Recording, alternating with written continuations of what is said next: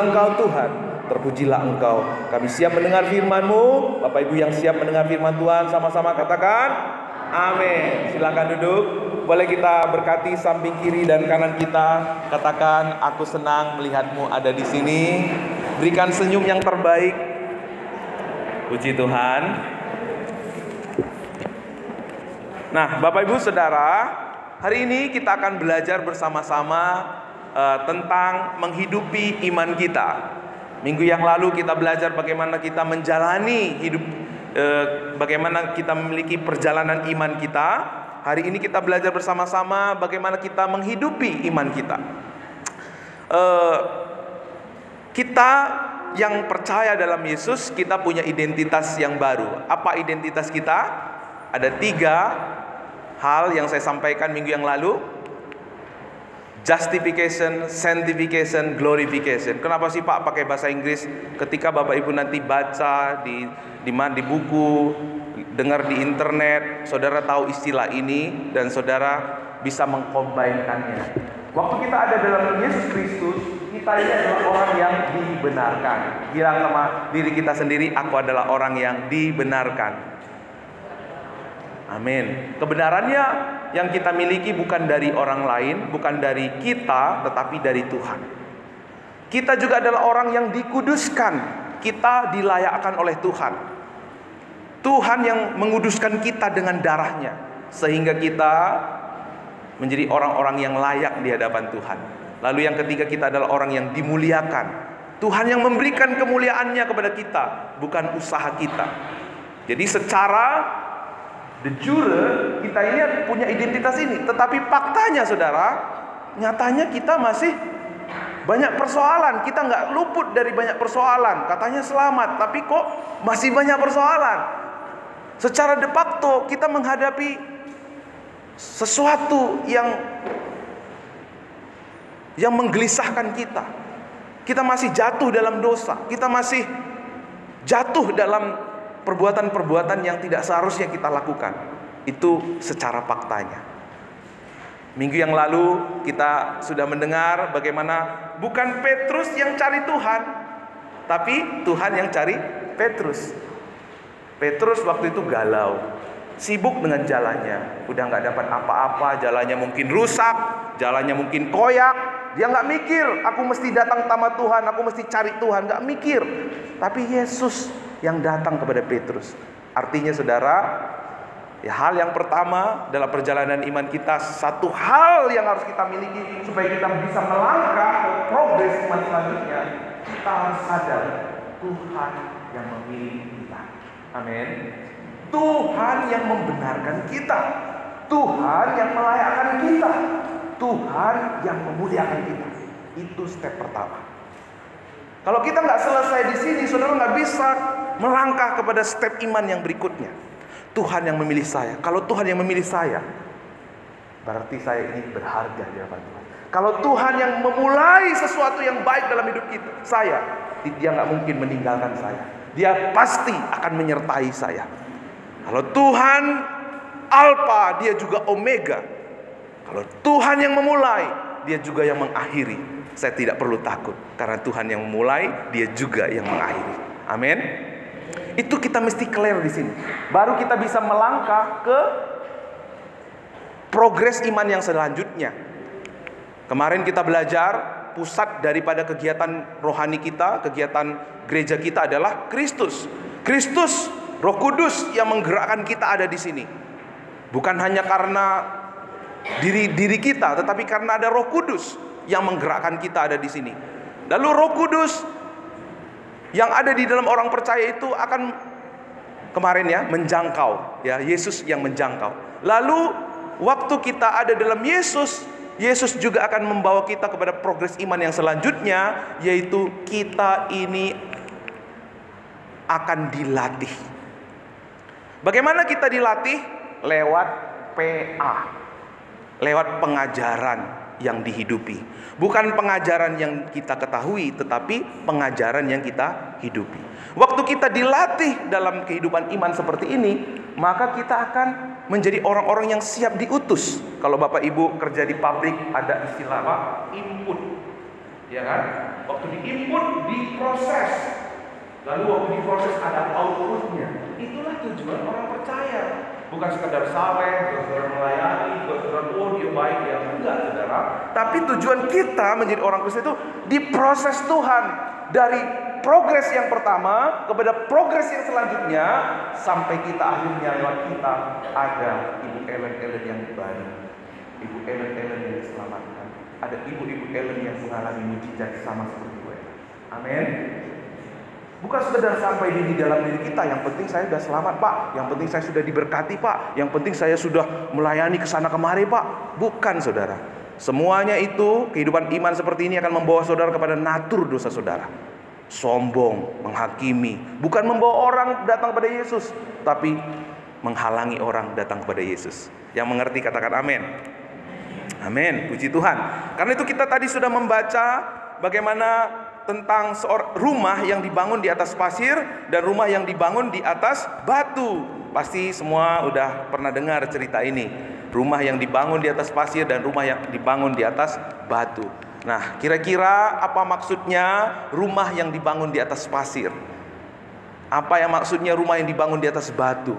Rumah orang yang dimaksud dengan rumah yang dibangun di atas pasir, itulah pengajaran yang hanya diketahui. Dengar firman, puas dengan pengetahuan. Ada beberapa orang Kristen yang saya jumpai mau ikut seminar ke sana kemari, mau ibadah ke sana kemari. YouTube mungkin 24 jam dia putar di rumah dia. Tetapi hanya diketahui saja.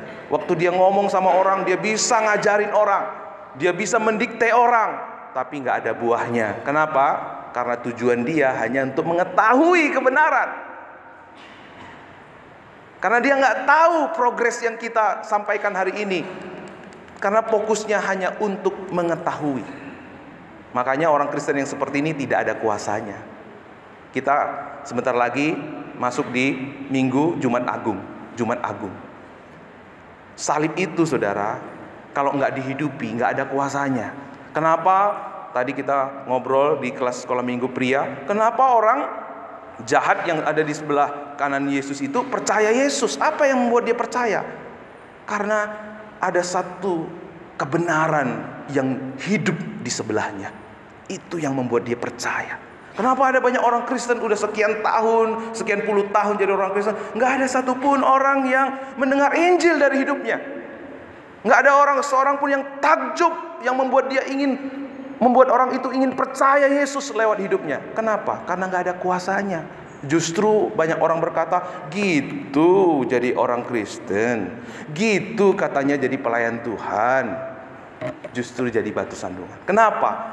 Persoalannya adalah karena iman kita perlu menghidupi pengajaran yang kita terima. Kalau Petrus waktu dia menyebarkan jala, dia tidak ikuti apa yang Yesus katakan, ada nggak mujizat dalam hidupnya? Waktu Yesus bilang, Petrus, coba ikut saya sebar dulu jalamu agak ke tengah dikit. Yesus, kamu nggak tahu Yesus, itu bukan hal yang biasa buat aku. Aku ini nelayan Yesus. Kamu apa-apaan, kamu akan anak tukang kayu. Tapi Petrus nggak berkata seperti ini. Berapa sering kita waktu mendengar pengajaran firman Tuhan, itu kan kata pendeta, itu kan bukan tradisi kita, itu kan bukan kebiasaan gereja kita, itu kan akal-akalannya saja. Saudara, waktu saudara menghidupi kekristenan saudara sesuai dengan logika saudara, sesuai dengan pengetahuan saudara, pengertian saudara, saudara tidak akan melihat pekerjaan Tuhan. Saudara tidak akan melihat apa yang Yesus janjikan terjadi dalam hidup. Saudara tidak melihat hidupmu yang sederhana itu, hidupmu yang terbatas itu, Tuhan pakai dengan cara yang tidak terbatas. Mari kita belajar dari Petrus. Dan hari ini kita juga akan belajar dari Petrus. Kenapa Petrus bisa berjalan di atas air?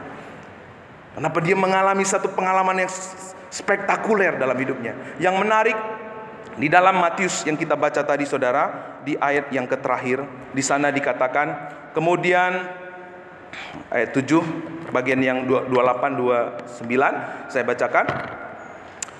Dan setelah Yesus mengakhiri perkataan itu, takjublah orang banyak itu mendengar pengajarannya, sebab ia mengajar mereka sebagai orang yang berkuasa, tidak seperti ahli-ahli Taurat. Saudara, ini menarik. Waktu ahli Taurat mengajar, tidak ada kata takjub, tidak ada kata mereka sebagai tidak ada kata ini ya, takjublah orang banyak itu. Tapi waktu Yesus mengajar, dikatakan takjublah orang banyak itu. Saudara pernah nggak lihat di dalam Alkitab orang-orang Farisi, ahli-ahli Taurat mengajar lalu dikatakan takjublah orang banyak itu? Gak ada, saudara. Tapi waktu Yesus mengajar, dikatakan takjublah orang banyak itu. Kenapa, saudara? Karena pengajaran orang-orang Farisi, ahli-ahli Taurat adalah pengajaran yang hanya diketahui saja.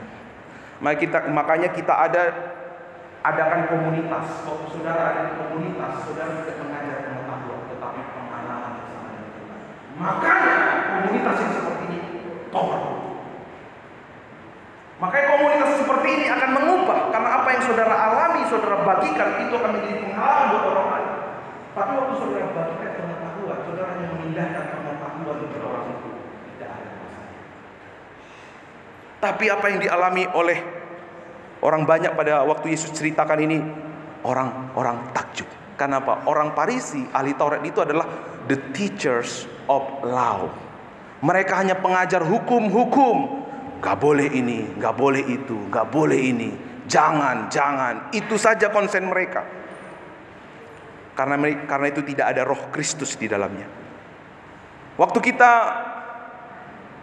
menemukan orang yang hanya mengajar hukum, gereja yang hanya mengajarkan hukum, saudara perhatikan, akan mengiming-imingkan jemaatnya dengan berkat-berkat. Ayo kasih persembahan, nanti kalian diberkati. Saudara, kalau ketemu pengkhotbah seperti itu adalah the teachers of law. Atau sebaliknya, Bu Meli, kalau Bu Meli nggak dengar kata pendeta, nanti kualat. Itu the teachers of law. Selalu mengancam, selalu mengiming-imingkan. Tapi bersyukur saudara, di gereja ini saudara tidak lagi menerima pengajaran the teachers of law. Amin. Haleluya. Puji Tuhan, saudara. Kalau saudara digembalakan dengan seperti itu, mengiming-imingkan, saudara sebenarnya bukan bergereja. Saudara hanya beragama. Semua agama di dunia ini mengajarkan, mengancam umatnya, mengiming-imingkan umatnya. Makanya nggak ada kuasanya. Tapi saya mengajak saudara di Gereja Baptis Pabaton, kita membangun gereja kita bukan dengan mengiming-imingkan, bukan dengan menakut-nakuti, tetapi bagaimana kita mengenal kebenaran. Kebenaran itu bekerja dalam hidup kita dan kita hidupi dalam kehidupan kita sehari-hari. Waktu Yesus mengajar, ya, bukan dengan ancaman, bukan iming-imingan, tapi karena ada Roh Kristus yang selalu menuntun, yang memberi kekuatan. Waktu saudara mengajar anak saudara, nakku, nanti papa mama pulang di rumah sama adik baik-baik ya. Waktu pulang ternyata nggak baik-baik. Padahal kalau disuruh hafal orang tuanya, disuruh anak itu katakan, aku hafal kok pak, apa perintah bapak? Nakku nggak boleh nakal, baik-baik. Aku hafal semua pak. Tapi kalau nggak dia lakukan, bapak ibu kesel nggak? Kesel nggak? Dia hafal setiap lirik, setiap kata-kata yang diucapkan oleh papa mamanya, tapi dia nggak melakukan, pasti kesel. Sama seperti itu. Tuhan ketika memberikan pengajaran kepada kita, mungkin saudara menghafal firman Tuhan, mungkin saudara khatam Alkitab, tapi kalau saudara nggak melakukan, itu hanya sekedar di kepala saja, sehingga menjadi waktu kepalanya besar, jalan dikit saja jatuh, lalu kepalanya terantuk, lalu pecah. Nggak ada gunanya. Yesus bukan the teachers of law, tapi Yesus itu adalah the teachers of life. Ia menghidupi. Makanya waktu ia disalibkan itu, apa yang dia ajarkan, dia hidupi sendiri, itu ada kuasa yang bekerja, yang mengubah hati seorang penyamun. Sama seperti benih, kalau benih itu nggak ditanam, nggak mungkin tumbuh, nggak mungkin berakar, nggak mungkin berbuah. Sama seperti itu juga. Kita nggak mungkin bisa melihat kuasa Tuhan, rencana Tuhan kalau kita nggak mati terhadap diri kita sendiri. Salib, selalu kita dengar salib itu kemenangan kita. Ada kuasa di dalam salib. Tetapi salib yang dimaksud bukan salib yang kalau kita sodorkan gitu ke roh jahat itu lari. Salib yang berkuasa yang dimaksud di sini adalah salib yang kita hidupi. Bagaimana kita berkata, saya ini pikul salib, saya ini ikut Yesus, sedikit tersinggung, modar, sedikit nggak dihargai, muntung. Kalau Yesus meminta kita untuk melakukan sesuatu, Dia terlebih dahulu sudah melakukannya buat kita. Waktu Yesus menyuruh Petrus berjalan di atas air, Yesus sudah berjalan di atas air. Waktu Yesus mengajak saudara, ikutlah aku, umat baptis Babaton, Dia terlebih dahulu sudah mengalami segala tantangan, segala kesulitan, segala hal yang menyakitkan. Dia sudah lewati, saudara. Kalau kita sungguh-sungguh memandang salibnya, menghidupi salibnya, maka kita tidak akan pernah mundur sedikit pun karena tantangan, persoalan yang kita hadapi. Karena Yesus kita sudah mengalaminya, sudah mengalahkannya. Maka Yesus yang sama yang hari ini ada hidup dalam diriku, itu juga yang akan memampukanku melewati, menghadapi, menyelesaikan segala sesuatu. Yang percaya katakan amin. Jadi bagaimana kita menghidupi firman yang sudah kita dengar? Yang pertama tadi saudara, kita harus tahu, yakin, sadar kita ini adalah orang yang dipilih Tuhan. Kita ini adalah orang yang ditetapkan Tuhan. Bukan kita yang datang sama Tuhan, Tuhan yang datang pada kita. Kalau Tuhan yang datang pada kita, maka Dia yang bertanggung jawab. Kekuatannya dari siapa? Dari Tuhan. Idenya dari siapa? Dari Tuhan. Caranya dari siapa? Dari Tuhan semua. Bagian saudara hanya memberi hidup saudara untuk dipakai. Bagian kita hanya mau taat. Kalau kita nggak ngerti ini, kita selalu berperan sebagai orang yang menolong Tuhan. Kita pikir gara-gara cara kita, gara-gara kekuatan kita, maka pelayanan ini bisa jalan. Saudara akan letih lesu karena kembali kepada agama. Tapi saudara, Tuhan yang memanggil berarti Dia yang bertanggung jawab. Tuhan yang mendatangi kita berarti Dia yang mengajak kita. Kalau Dia yang mengajak kita, Dia bertanggung jawab. Kalau Bapak Ibu mengajak seseorang saja untuk temenin saudara, mungkin jalan, saudara harus tanggung jawab dong. Makannya, transportnya, benar ya? Apalagi Tuhan yang mengajak kita, Dia bertanggung jawab. Jadi bagaimana kita menaati firman yang sudah kita dengar? Kita harus menyadari kita ini dipanggil Tuhan minggu yang lalu. Lalu yang kedua saudara, kita mau melakukannya. Kita mau menghidupinya. Itulah yang dikatakan orang yang bijaksana. Orang yang bijaksana itu adalah orang yang membangun rumahnya di atas batu. Pondasinya Yesus. Waktu itulah kita menjadi orang yang bijaksana. Menghidupi iman kita. Pengajaran yang kita dengar, kita lakukan dalam hidup kita.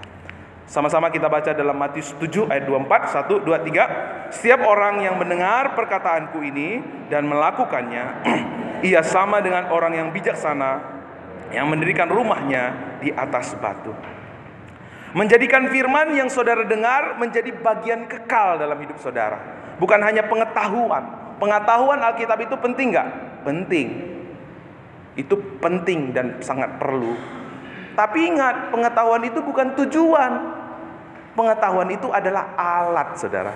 Alat untuk kita mengalami iman kita. Alat untuk kita menghidupi iman kita. Kalau kita hanya mendengar pengajaran, lalu berlalu begitu saja, hanya untuk kita ketahui, maka pengetahuan itu tidak berarti apa-apa. Letak kesalahan banyak orang Kristen itu berpikir pergi ke gereja, dengar khotbah, melayani, biar Tuhan berkati. Seakan-akan kalau kita absen ibadah, seakan-akan kalau kita lupa berdoa, Tuhan itu marah dan tidak memberkati kita. Atau seakan-akan kalau kita rajin ibadah, rajin melayani, maka kita akan mengalami mujizat dalam hidup kita. Saya senang kalau kita rajin melayani, rajin memberi.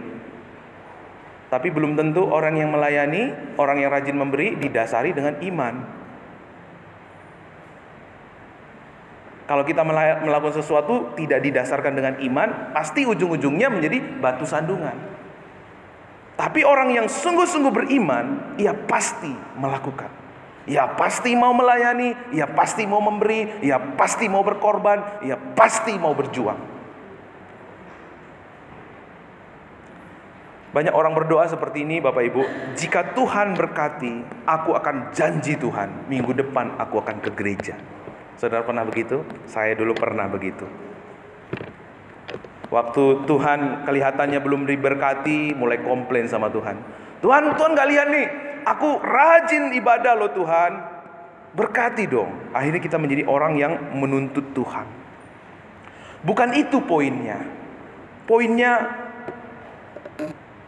saya nggak bilang kehadiran Bapak Ibu di ibadah itu tidak penting. Itu penting. Kalau saudara mau bertumbuh, harus hadir di ibadah. Harus ikut pengajaran. Harus ikut komunitas. Itu penting. Kita perlu bersekutu. Kita perlu untuk saling mengingatkan. Kita saling meneguhkan satu dengan yang lain. Kita saling mengafirmasi di dalam hidup kita. Tapi saudara, itu bukan ujung saudara. Itu adalah permulaan.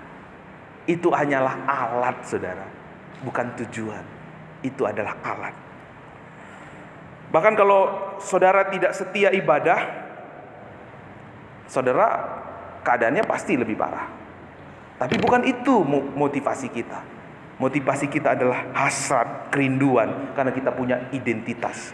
Waktu kita tahu identitas kita, kita sadari identitas kita. Waktu ada anak sekolah ya, bangun pagi, nggak perlu disuruh sekolah. Dia langsung siap-siap pergi sekolah. Kenapa? Identitasnya sebagai anak sekolah. Waktu saudara menghidupi identitas saudara sebagai anak Tuhan, kita nggak perlu disuruh lagi, nggak perlu di warning lagi.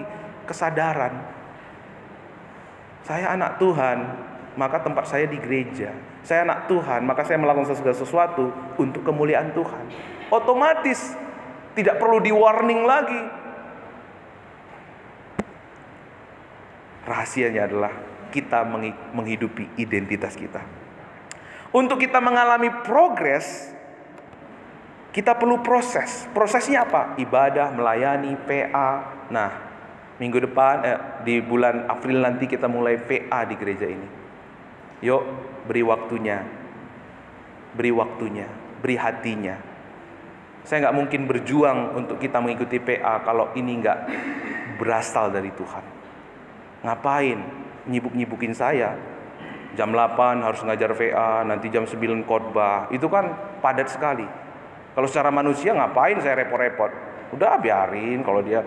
Tapi saudara, ini adalah hati Tuhan. Saya hamba Tuhan. Saya belajar menaati apa yang Tuhan mau. Bagaimana kita bisa selaras pandangan kita satu dengan yang lain, hati kita satu dengan yang lain, kalau kita nggak berpijak dalam kebenaran yang sama. Saya berdiri di sini, saudara berdiri di sini, pasti tidak setara. Kenapa? Pondasinya beda. PA kehidupan itu bicara tentang pondasi iman orang percaya. Kalau kita nggak berdiri di pondasi yang sama, kita nggak selaras, saudara. Maka pandangan kita pun beda. Tapi semakin kita berdiri di atas dasar yang sama, semakin selaras hati kita satu dengan yang lain. Amin. Amin. Bapak Ibu nggak mau semakin selaras hatinya dengan suami istrinya? Hah? Pasti dong mau ya. Begitu juga di gereja ini. Kalau hati kita selaras itu, wah pasti ya. Pasti lebih indah, lebih luar biasa. Pasti sama seperti yang kita pelajari hari ini. Kenapa Petrus? Kenapa kita mesti menghidupi pengajaran? Bukan untuk diselamatkan, saudara. Bukan untuk diberkati, berkat itu otomatis, keselamatan itu otomatis. Tetapi kenapa kita menghidupi pengajaran? Supaya apa? Mujizat, kuasa, janji. Apa yang Tuhan sediakan nyata dalam hidup kita. Kalau nyata dalam hidup kita, itu yang akan dipakai Tuhan untuk membawa orang-orang datang kepadanya lewat hidup kita. Beribadah, melayani, berdoa, bersekutu, dengar firman itu adalah sarana untuk memproses kita sehingga ada progres yang kita lalui dalam hidup kita. Melalui pengajaran kita menghidupi iman kita, bukan hanya untuk diketahui. Mungkin ada di antara Bapak Ibu pernah mengalami, saya punya masalah besar Pak dalam hidup saya, tapi waktu saya menerima firman, hati saya dipulihkan Tuhan. Tiba-tiba suami saya diubahkan Tuhan. Tiba-tiba anak saya diubahkan Tuhan. Karena sebenarnya saudara, buat Tuhan gampang melakukan mujizat dalam hidup saudara. Tapi yang utama buat Tuhan, mau nggak hati kita diubah oleh firman-Nya? Mau nggak hati kita menyadari, mengalami apa yang Tuhan kerjakan buat hidup kita? Disitulah kuasa Tuhan bekerja. Masalahnya memang ada begitu banyak orang Kristen yang suka, ya tadi saya bilang, ibadah kesana kemari. Karena apa? Fokusnya mendengar firman, tapi untuk menyenangkan telinga. Mungkin dengar khotbah di YouTube, mungkin baca buku, tapi semuanya sifatnya untuk memuaskan pengetahuan. Menganggap ibadah itu sebagai suatu selera, seperti mau makan saja ya, cari selera gitu. Karena dalam hidup kita banjir, badai pasti ada. Kita nggak bisa menghindari badai. Kita nggak bisa menghindari banjir. Hujan itu pasti, saudara. Tapi waktu saudara menjadi orang-orang yang bijaksana, berdiri di atas dasar yang teguh, mau badai kayak, mau banjir kayak, mau tsunami kayak, saudara akan tetap teguh berdiri karena dasarnya kuat dan kokoh. Saya banyak begitu melihat banyak orang Kristen yang kalau melayani itu luar biasa, tapi waktu ada badai dalam hidupnya dan keluarganya, dia nggak kelihatan lagi. Saya nggak mau jemaat Pabaton seperti itu. Maka kita harus dibangun di atas pengajaran yang benar. Ayat 24. 1, kita baca sama-sama. 1, 2, 3 ya. Setiap orang yang mendengar perkataanku ini dan melakukannya, ia sama dengan orang yang bijaksana yang mendirikan rumahnya di atas batu. Inilah perumpamaan orang yang menghidupi firman dalam hidupnya. Ia seperti rumah yang dibangun di atas batu. Apapun situasinya, apapun tantangannya, dia tetap teguh berdiri. Ketika kita menghidupi pengajaran firman, maka waktu itu Tuhan menjadi nyata dalam hidup kita. Waktu ada badai, ada tantangan, saudara direndahkan, saudara diremehkan, tapi saudara tetap teguh, itu yang akan membuka mata banyak orang. Kenapa? Kok bisa Bu Yani seperti itu? Kenapa kok bisa Pak Yandi seperti itu? Sudah ku hina-hina, sudah ku jatuhkan, sudah ku benci, sudah ku jahati, tapi dia tetap tenang, dia tetap baik sama saya. Itu yang akan Tuhan pakai. Karena kebiasaan manusia kepingin jadi nomor 1, kata Pak Hulman tadi ya di sekolah minggu. Kepingin jadi yang terunggul, kepingin paling benar, sehingga sulit berkata saya salah Pak, saya minta maaf. Berjuang, saya lebih benar, saya lebih benar. Akhirnya debat. Yang diuntungkan siapa? Iblis yang diuntungkan. Yang berdebat malam-malam gak bisa tidur karena mikir terus. Waktu tidur kelihatan mukanya gak bisa tidur, minggir ke samping, ada juga mukanya minggir lagi ke samping. Akhirnya fisik jadi lemah, kerja kurang produktif. Ya gimana berkat mau datang dalam hidup kita, saudara? Haleluya. Tapi kalau saudara tahu kebenaran ini, Yesusku adalah pondasiku, dialah penerimaanku, dialah penghargaanku. Yesus telah mengalahkan semua penghinaan, olok-olokan seberat apapun. Dan aku, kalau ada Yesus dalam aku pun mampu melewatinya. Amin. Saudara mampu mengasihi meskipun dibenci. Saudara mampu berkata, saya salah, saya minta maaf. Selesai masalahnya. Amin. Pasti kalau istri-istri yang punya suami yang selalu bilang, Ma, saya salah Ma, saya minta maaf, pasti tambah awet muda. Amin ibu-ibu. Pasti juga bapak-bapak yang selalu berkata, istrinya yang selalu berkata, Pak, saya salah Pak, saya minta maaf, bantu saya supaya saya lebih baik. pasti suaminya makin giat bekerja mengumpulkan pundi-pundi. Amin. Aduh, nggak ada. Amin, Bapak Ibu. Amin. Puji Tuhan, saudara. Sekarang pertanyaannya, saudara mau jadi orang bodoh atau orang bijaksana? Pilihan ada pada saudara, bukan pilihan pada Tuhan atau pada orang lain. Pilihannya ada pada diri saudara. Ketika saudara menghidupi firman, maka Allah nyata dalam hidup saudara. Orang akan bertanya-tanya, siapa orang ini? Kok bisa dia seperti itu? Itu yang mengubah orang jahat di sebelah kanan Yesus.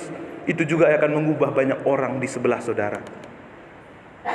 Ketika saudara berani menyangkal diri, maka saudara, waktu saudara menerima pengetahuan, jadikanlah pengetahuan itu tidak sekedar teori, tetapi jadikan itu menjadi pengalaman hidup kita.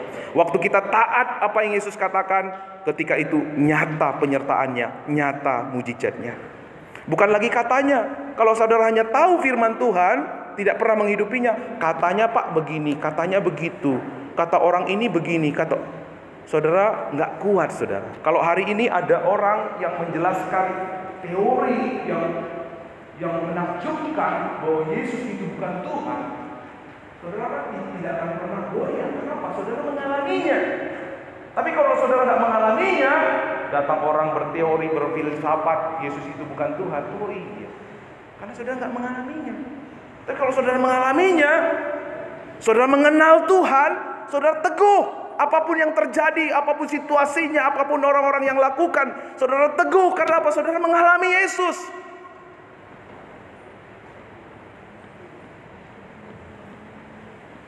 Kalau saudara mengalami dan mengenal secara pribadi, tidak ada yang bisa menggoyahkan saudara.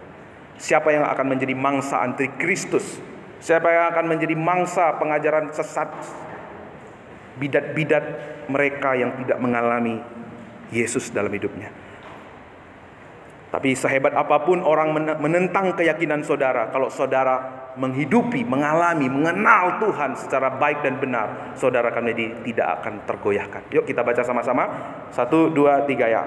Tuhan menjadi nyata dalam hidup kita saat kita menghidupi, mengaplikasikan dan melakukan pengajarannya. Menghidupi pengajaran bukan lagi untuk diselamatkan, bukan lagi untuk diberkati, bukan lagi untuk dikenan Tuhan, tetapi menjadikan semua ini nyata. Karena ini adalah identitas kita. Saya ini orang dibenarkan. Masa saya mau ibadah aja nggak mau? Saya ini adalah orang yang dilayakkan Tuhan. Masa untuk melayani Tuhan, untuk memberi saya nggak mau? Hidupi identitas saudara. Melalui kita menghidupi identitas kita, di situ nyata pengalaman kita bersama dengan Tuhan.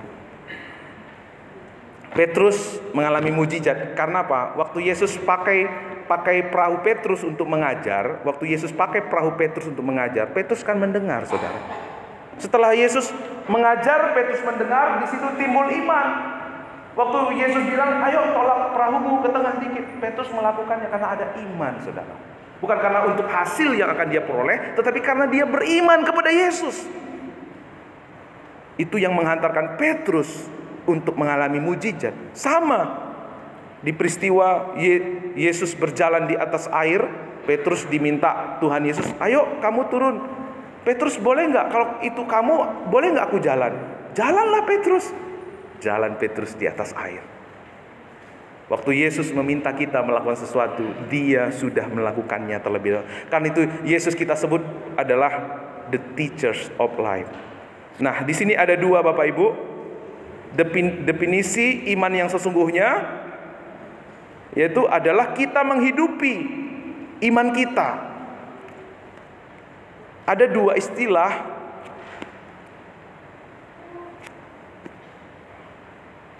Pengetahuan iman itu penting, tapi tidak cukup. Pengetahuan iman itu adalah alat kita untuk mengalami Allah. Ketaatan melakukan itu perlu. Jika tidak kita hidupi, tidak ada gunanya. Kepercayaan yang di otak saja, diketahui saja, tidak dipraktekkan dalam perbuatan, itu sia-sia, nonsen Bapak Ibu. Tapi yang Tuhan mau itu kita memiliki keyakinan yang dihidupi. Bukan hanya pengetahuan, intelligent belief, bukan hanya itu. Tapi yang Tuhan mau adalah life be life. Iman yang dihidupi. Kepercayaan yang di otak diketahui sampai di hati kita, kemudian dihidupi, diaplikasikan, itulah iman yang Tuhan kehendaki. Itulah iman yang sesungguhnya. Definisi percaya bukan hanya secara kecerdasan atau pengetahuan. Semuanya itu tidak berguna. Tahu, sama seperti begini Bapak Ibu. Saudara tahu tips kesehatan, olahraga, makan banyak buah sayuran, tidur pada waktu jam yang pas, dengan jam yang cukup. Tapi kalau saudara nggak hidupi, emang berpengaruh untuk kesehatan kita? Enggak kan? Nggak berpengaruh. Jadi waktu Tuhan mau kita menghidupi pengajaran, supaya nyata kuasanya, nyata janjinya, bukan untuk lagi diselamatkan atau diberkati, supaya nyata karyanya lewat kehidupan kita. Jadi taat bukan saja masalah melakukan, tetapi masalah percaya. Jika kita percaya, pasti kita melakukan. Orang yang melakukan belum tentu percaya. Yang dimaksud dengan menghidupi iman adalah kita melakukan pengajarannya di dalam hidup kita. Sering kita mungkin dengar, oh khotbahnya bagus ya Pak. Tapi jika tidak dihidupi, jangan-jangan saudara sebenarnya belum percaya kepada Yesus sebagai Sang Gembala Agung. Hanya saudara mencari sesuatu yang memuaskan telinga, memuaskan pengetahuan saudara. Konsisten hadir di ibadah, mendengar firman, itu bukan akhir, tetapi itu permulaan. Itu bukan tujuan akhir kita, itu adalah sarana kita. Ketika kita tidak memungkinkan mendengar, ketika kita tidak memungkinkan untuk ibadah, ketika kita tidak memungkinkan untuk melayani, sering sekali orang yang tidak mengerti kebenaran, mereka mulai was-was. Waduh, mateng aku, Tuhan marah ini. Ya, kutuk lagi gitu. Terintimidasi, kalah dengan intimidasi iblis. Maka kita perlu menyadari bahwa pengajaran yang kita hidupi, kita harus aplikasikan di dalam hidup kita. Berkat Tuhan sudah jamin dalam Mazmur, kebajikan dan kemurahan Tuhan sudah kerjakan buat kita. Dalam Yohanes 10 ayat 10 jelas Tuhan berkata, aku datang supaya mereka hidup dalam segala kelimpahan. Jadi semua yang kita perlukan Tuhan sudah jamin, Tuhan sudah sediakan. Ya, waktu kita saat teduh merenungkan firman, bukan supaya diberkati, tetapi supaya kita menerima kekuatan dari Tuhan untuk kita diprogres dalam progres iman tadi. Supaya kita bisa menjadi orang yang tidak hanya dijangkau, tetapi kita menjadi orang yang dilatih. Tapi kita tidak juga sampai menjadi orang yang dilatih, tetapi kita juga menjadi orang yang diutus. Lewat kita ada orang-orang yang percaya kepada Yesus. Sama-sama kita baca 1, 2, 3 ya. Kemudian turunlah hujan dan datanglah banjir. Lalu angin melanda rumah itu, tapi rumah itu tidak rubuh sebab didirikan di atas batu. Inilah yang Tuhan kehendaki buat saudara dan saya. Waktu badai datang, tantangan datang dalam hidup kita, kita tetap teguh berdiri, kuat, kokoh dan tidak tergoyahkan, karena kita berdiri di atas pengajaran yang benar. Karena kita tidak hanya tahu pengajaran, tetapi kita menghidupi pengajaran. Makanya dikatakan ayat 26, 1, 2, 3. Setiap orang yang mendengar perkataanku ini dan tidak melakukannya, ia sama dengan orang yang bodoh yang mendirikan rumahnya di atas pasir. Akan banyak kerugian, akan banyak kelelahan yang terjadi pada orang yang bodoh, yang hanya melakukan sesuatu tapi bukan berdasarkan iman, yang melakukan sesuatu bukan berdasarkan pengajaran yang dihidupi, tetapi pengajaran yang hanya diketahui. Kita boleh konsisten dalam kegiatan rohani, tapi jika tidak menghidupi firman, kita akan seperti rumah yang dibangun di atas pasir. Pasti akan rubuh karena hujan pasti datang, karena banjir pasti datang. Tetapi jika kita menghidupi pengajaran yang yang kita terima di dalam Tuhan, meskipun turun hujan, meskipun turun badai, kita akan tetap berdiri. Orang-orang akan takjub Orang-orang akan mendengar bagaimana Yesus menjadi kekuatan dalam hidup kita. Bagaimana Yesus membuat kita berbeda dari dunia ini. Ya. Orang-orang akan takjub ketika saudara ada, ketika saudara memberikan pengajaran, memberikan nasihat kepada anak-anak, kepada orang lain. Maka pengajaran kita bukan hanya di mulut saja, tetapi pengajaran yang kita hidupi. Waktu saudara men-sharingkan pengalaman saudara kepada orang lain, saudara tidak sedang memindahkan pengetahuan, tapi saudara sedang menduplikasi hidup saudara kepada orang lain. Haleluya. Kita sedang menduplikasi. Duplikasi nggak mungkin terjadi kalau saudara tidak menjadi terlebih dahulu. Pasti duplikasi itu terjadi secara alami kalau saudara mengalami terlebih dahulu. Kalau saudara nggak mengalami, nggak akan terjadi duplikasi.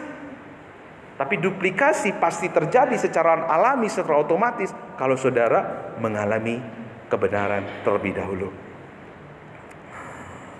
Orang-orang akan takjub melalui apa yang Yesus perbuat dalam hidup kita. Orang Farisi, nggak pernah orang dikatakan takjub karena pengajaran mereka. Karena apa? Pengajaran mereka hanya diketahui. Ya.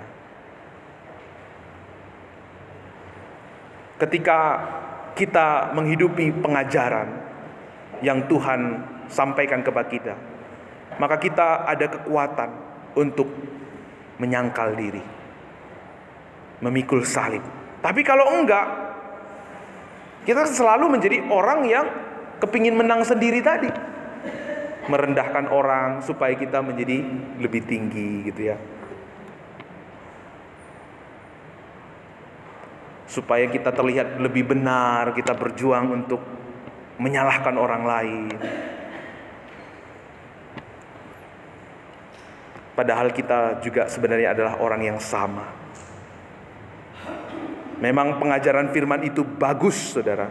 Tapi kalau enggak dihidupi, maka sama saja, sia-sia. Memang waktu kita diperhadapkan dengan pengajaran firman, itu sepertinya sulit banget. Jangankan menghidupi, mendengar saja sulit. Tapi hari ini firman Tuhan memberikan satu kunci kepada kita. Yuk kita baca di dalam Matius 14 ayat 24-26. 1, 2, 3 ya. Perahu murid-muridnya sudah beberapa mil jauhnya dari pantai, dan diombang-ambingkan gelombang karena angin sakal. Kira-kira jam 3 malam datanglah Yesus kepada mereka berjalan di atas air. Ketika murid-muridnya melihat dia berjalan di atas air, mereka terkejut dan berseru, "Itu hantu!" Lalu berteriak-teriak karena takut. Di ayat yang ke-27 saya bacakan, "Tuhan, apabila engkau itu, suruhlah aku datang kepadamu berjalan di atas air." Kata Yesus, "Datanglah." Maka Petrus turun dari perahu dan berjalan di atas air mendapatkan Yesus. Ketika Yesus minta saudara untuk melakukan sesuatu, dia sudah berjalan terlebih dahulu di atas air. Tapi waktu Yesus meminta Petrus untuk berjalan di atas air, dan Petrus mau melakukan, di situ terjadi mujizat. Dengar baik Bapak Ibu, Tuhan Yesus tidak akan pernah meminta kita melakukan sesuatu yang tidak pernah Ia lakukan sebelumnya. Apa yang Ia tidak kalahkan, apa yang Yesus tidak lalui, Yesus sudah melalui semua kutuk, penghukuman, pukulan, penghinaan, ketidakadilan. Bahkan dunia sudah berusaha untuk menghancurkan Yesus, tetapi Yesus mengalahkan dunia. Yesus sudah supaya saudara dan saya mampu. Yesus lebih dulu supaya saudara dan saya bisa melakukannya. Berjalan di atas air itu tidak masuk akal. Menjala untuk mendapatkan ikan banyak di siang bolong itu tidak mungkin. Tapi kalau Yesus yang memintanya, kalau Yesus yang menyuruhnya, lakukan. Karena di sana ada mujizat, ada terobosan, ada kuasa Tuhan yang bekerja. Mungkin saat ini buat saudara mengampuni musuh itu sulit, mustahil. Mengasihi pengkhianat itu sesuatu yang gak bisa terjadi dalam hidup saudara. Seorang pengumpat, penjahat, itu mustahil mungkin buat saudara. Tidak masuk akal. Tapi kalau Yesus mau saudara melakukannya, lakukanlah. Karena waktu yang sama Dia akan mengadakan terobosan pemulihan atas hidup setiap kita. Amin. Mari kita tunduk kepala.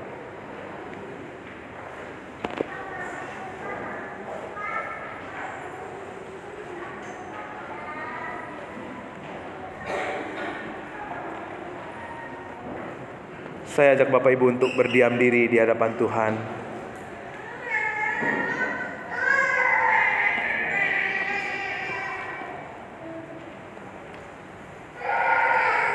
Dalam 1 Yohanes 5 ayat 4-5 dikatakan, semua yang lahir dari Allah mengalahkan dunia. Dan inilah kemenangan yang mengalahkan dunia, iman kita. Siapakah yang mengalahkan dunia selain daripada dia yang percaya bahwa Yesus adalah anak Allah.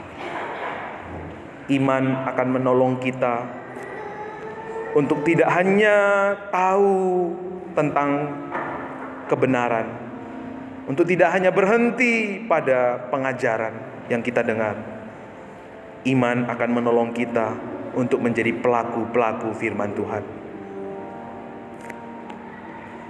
Damai sejahtera bukanlah ketidakadaan masalah dalam hidup kita, tetapi damai sejahtera ketika Yesus hadir di dalam hidup kita. Ketika Dia menjadi pondasi, ketika Dia nyata dalam setiap badai, dalam setiap musim yang kita lewati.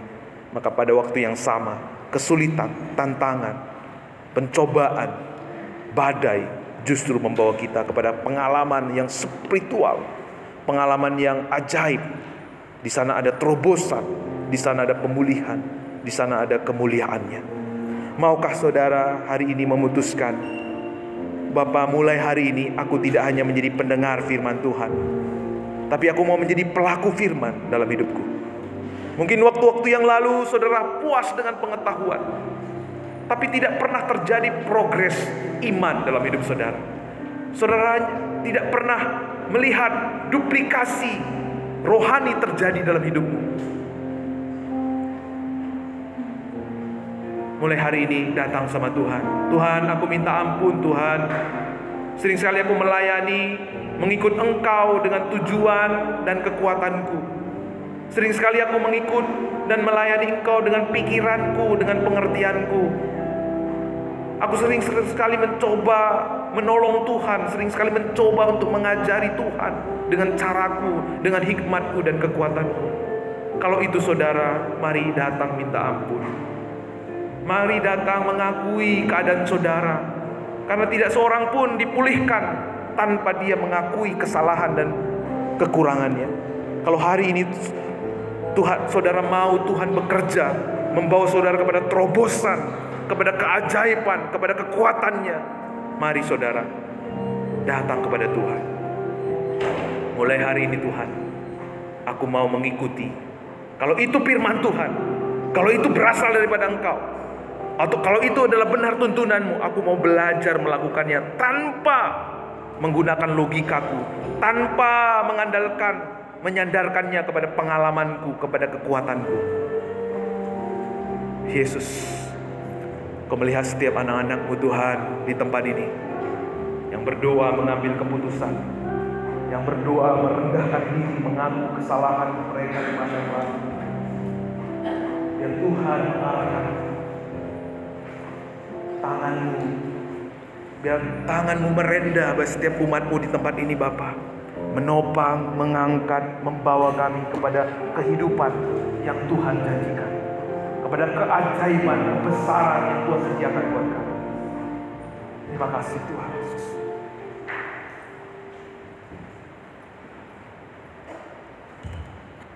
Kami mau Tuhan menjadi pelaku-pelaku firman-Mu. Kami mau Tuhan menjadi orang-orang yang mengalami terobosan. Kami mau menjadi orang-orang yang bijaksana, yang membangun rumah di atas batu Bapa. Biar kami hidup karena percaya, karena Engkau yang berjanji. Ku hidup karena percaya, Kau yang berjanji setia.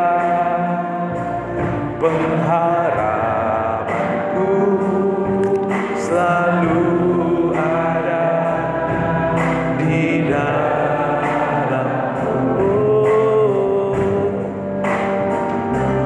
Ku tidak akan menyerah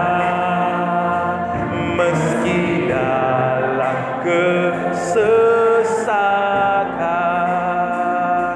Seluruh hidupku dalam genggaman. Kita akan dari awal. Saya jemput Bapak Ibu untuk bangkit berdiri. Kita nyanyikan dengan sungguh-sungguh, dengan iman. Ku hidup karena percaya. Kau yang berjanji setia. Pengharapanku selalu ada di dalam-Mu.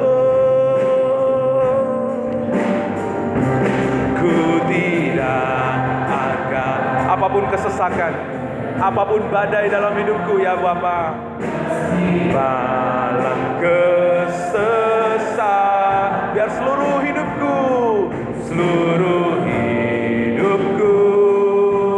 dalam genggaman. Serukan.